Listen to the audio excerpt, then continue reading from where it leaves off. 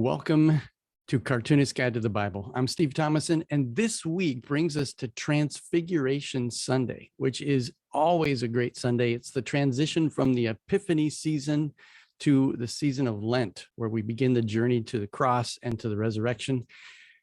And if you are preaching through the narrative lectionary, then you know that this is a challenging week because the Gospel of John doesn't have a transfiguration story. I mean, what is up with that?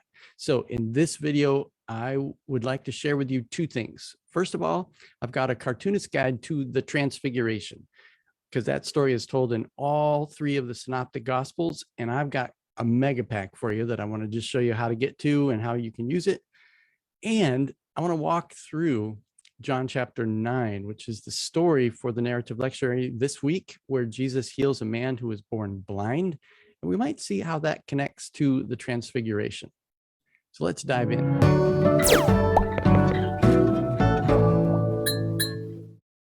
Okay, Cartoonist Guide to the Transfiguration. The first thing you want to do is go to cartoonistbible.com. I've got a link to this page in the description of this video, but there's two ways you can find it. Anytime you're on cartoonistbible.com, you can click on the search bar and type in anything you're looking for, type in Transfiguration, boom, you'll find it. But I also want to show you where it is actually housed on the website. So if we go to the interactive bookshelf, it's under the Gospels page right here. This is an intro to all of the Gospels. Because the Transfiguration is one of those stories that happens in multiple Gospels, I've put it right here. So under visual guides, you'll see a cartoonist guide to the Transfiguration. Click on that and bam, there it is. As always, you can preview the PowerPoint right here on the page. Yes, there are 88 slides. Now, if you want to download this PowerPoint for free, just click on this button, type in 0, or you can type in 1,000,000. Whatever you want to donate to the ongoing work of Cartoonist Guide to the Bible would be awesome.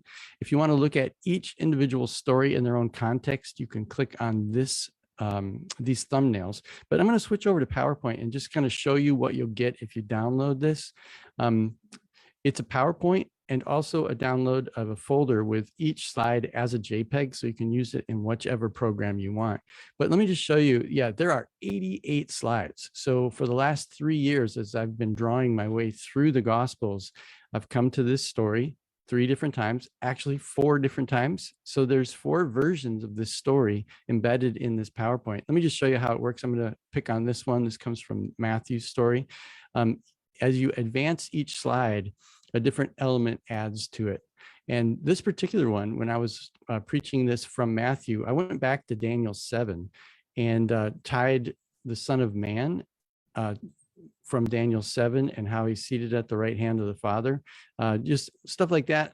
I'm not going to walk through all of these, but the purpose of this mega pack is that anytime you preach the Transfiguration, you can just peruse through all of these slides and find one that works for your particular preaching or teaching in that moment.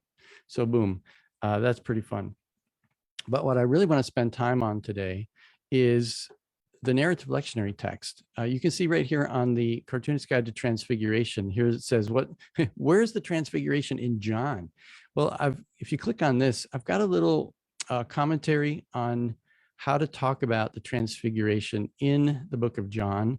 And I've got 4 different options. You can click, just like abandon the narrative lectionary and preach the Transfiguration, and you can use that mega pack. Or you can preach on John 9 and just forget about Transfiguration. Or you can try to connect the dots between Transfiguration and the story of the healing of the blind man.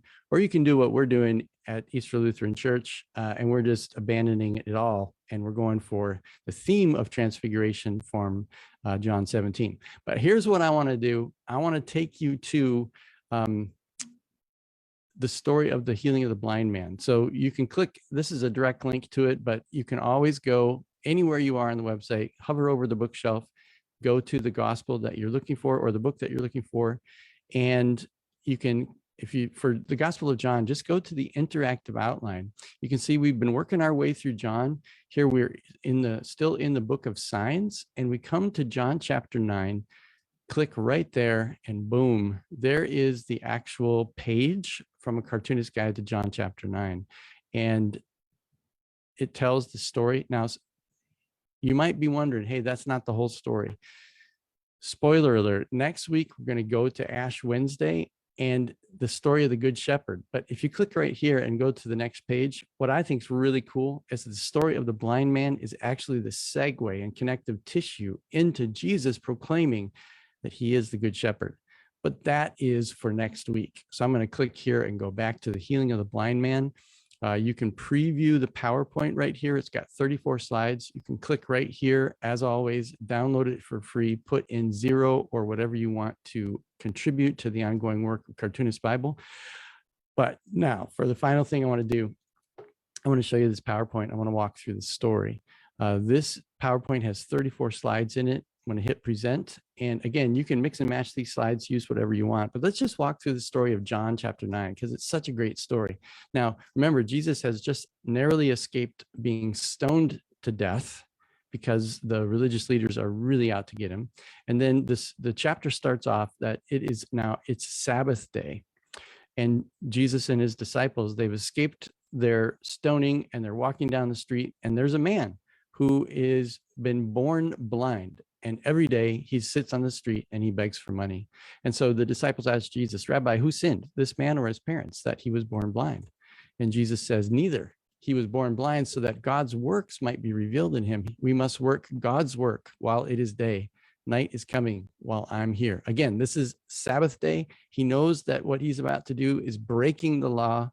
But he says here, I am the light of the world. This brings in one of the major themes of the Gospel of John is light and darkness, those who can see and those who are blind, truth and deception. All of these things really are coming into focus here.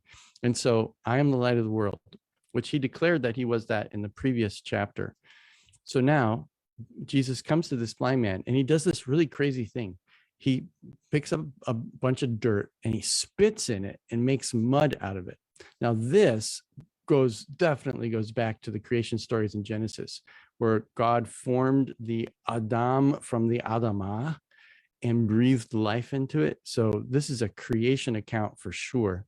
Then Jesus takes that mud and cakes this mud on the guy's eyes and then tells him to go wash in the pool of Siloam. I just love how gritty and dirty and earthy this story is. And so the guy goes and he washes in the pool of Siloam. And so here you have another theme in John of water, which represents life, birth, and the spirit. We saw that last week in the come to me, those who are thirsty, and the living water of the Holy Spirit. So here we have this life-giving, transformative sign of the man who has never been able to see in his life is now suddenly able to see. So boom, causes a huge commotion in town because it's quite an amazing thing. So the people are like, hey, isn't this the man who was born blind? And they say, how did this happen? And the guy's like, well, Jesus did it. Now, here's an interesting thing. He knows who did this, as opposed to the man who was healed by the pool of Bethsaida, who never figured out who Jesus was. This guy knows, which is pretty awesome. He can see, right? And so they ask him, well, where is he? But the guy doesn't know because Jesus took off. Jesus has this way of taking off after he does these amazing things. So again, he's brought before the crowd and he says, look, here's what happened. He put mud on my eyes. I washed and now I see. That's what happened. But so the leaders are like, he doesn't observe the Sabbath. How can he be from God? He's a lawbreaker. He's a sinner. And they say, well, how can a sinner do such signs? So they ask him, what do you say about him? And here's some of the most, this is so cool. He said, well, he's definitely a prophet, right? So we have this slow revelation happening in this story. So he starts off by saying he's a prophet. And then the religious leaders are so angry. They drag in this man's parents, and because they want to verify, it's like, is this really the man who was born blind? So they ask the parents, is this really your son? How can he see? And they're like, he's of age, ask him. Because the author tells us that they were afraid of the leaders. That's a running theme. The people in Jerusalem are afraid of their religious leaders. That tells you something about their leadership, doesn't it? So his parents abandoned him. the leaders are super mad, and they finally say, look, give glory to God. This man who healed you, he's a sinner. And here's the powerful testimony of the blind man. All I know is this, that once I was blind and now I see. He's testifying. He doesn't understand it. He can't explain it. He just knows what happened. And they ask, how is this possible? And so the guy's like, well, I told you already. I'm like, right? He put mud on my eyes. I washed it. Now I can see. Are you asking because you want to be his disciples? And they're like, no, we don't want to be his disciple. We follow Moses. And he says, well, the guy's like, look, if this man were not from God, he can do nothing. So now this man who was born blind, been begging his whole life, he's now teaching the religious leaders, and that does not go well. They get so mad that their only response to this guy is to run him out and call him a sinner. Boom. That's the whole story. Next week, we turn the page and see how, for Ash Wednesday, how Jesus uses a conversation with this man to show that the religious leaders are actually the blind ones. So boom, there you go. I don't know where you're preaching or teaching this week. You got so much to choose from. Transfiguration Sunday, the man born blind in John chapter 9. I hope that these two resources will be helpful for you. Use them however you want, and enjoy.